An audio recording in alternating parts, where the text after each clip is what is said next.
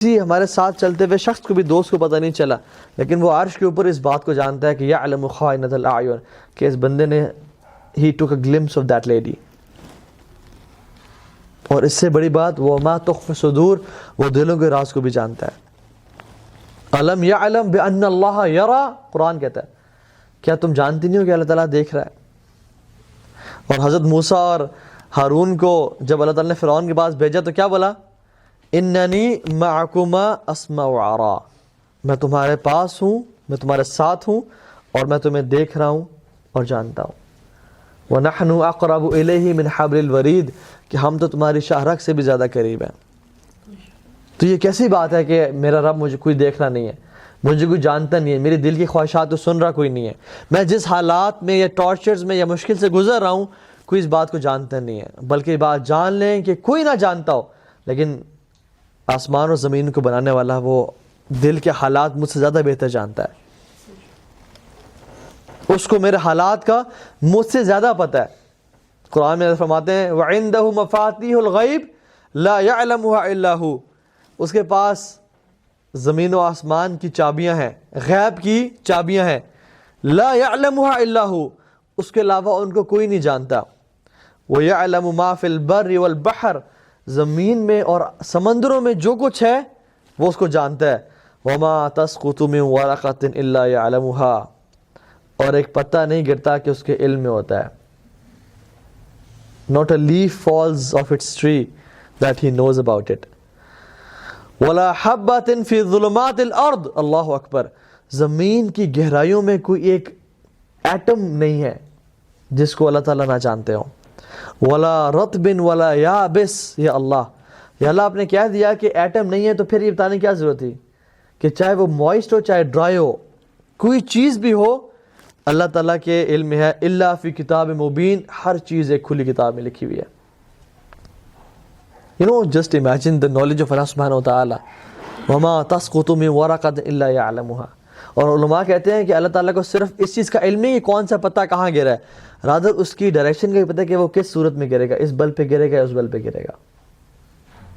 آپ اپنے گھر میں نکلیں اور آپ کے گھر میں اگر ایک درخت لگا ہوا ہے، آپ اس کے ذرا پتہ کاؤنٹ کریں کہ خزاں کے موسم میں یا کسی موسم میں بھی کہ مجھے جسٹ رائٹ دم ڈاؤن، ایک پتا گرا، دوسرا گرا، تیسرا گرا. You will not be able to do it. دن میں تو شاید کر لیں، رات میں تو سونا پڑے گا نا. ایک رات کر لیں، 2 راتیں کر لیں، تیسری رات تو نیند آئے گی، اونگ آئے گی. We will not be able to do it for one tree, let alone ایک بندہ کھڑا ہو جائے اور کہے کہ میں اس گلی میں جتنے بھی درخت ہیں اس کے پتوں کو دیکھتا ہوں گریں گے. It's not possible for us. Let alone in our street, پورے اسلام آباد میں دیکھ لیں، کیا ممکن ہے کسی شخص کے لیے کہ وہ گرنے کے کون کون سے پتے کہاں کہاں پہ گرے ہیں؟ ہمارا تو اتنا لمیٹڈ نالج ہے. اے انسان، تو نے اپنے آپ کو کیا سمجھ لیا؟ جس رب کو ہم چیلنج کرتے ہیں، مقابلے کرتے ہیں. چھوڑیں اسلام آباد کو، ایک ایمیزون فارسٹ دیکھ لیں آپ، اس میں کہتے ہیں کہ there are 30 billion trees in Amazon forest. وما تسقط من ورقۃ الا يعلمها، اور پوری گلوب میں، پوری دنیا میں there are 3 trillion trees on this planet ارتھ.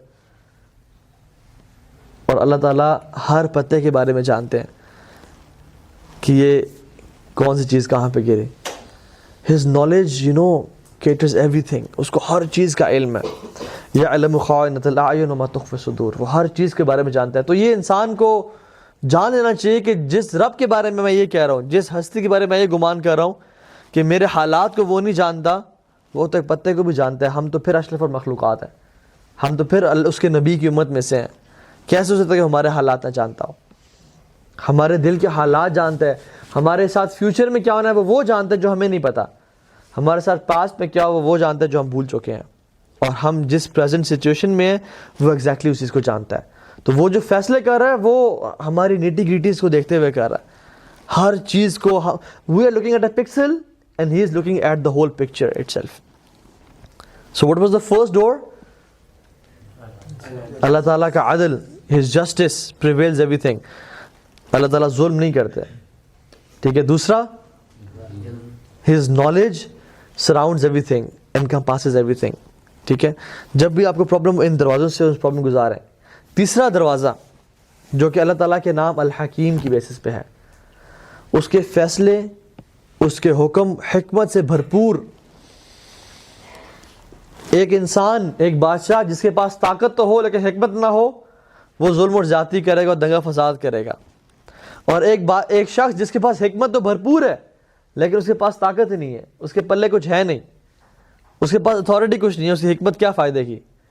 اللہ سبحانہ و تعالیٰ قدیر بھی ہے، عزیز بھی ہے اور حکیم بھی ہے. حکمت بھی اس کے پاس ہے اور پاور بھی اس کے پاس ہے. تو یہ بات جان لیں کہ اس کا جو فیصلہ ہے وہ حکمت اور دانائی سے بھرا ہوا ہے.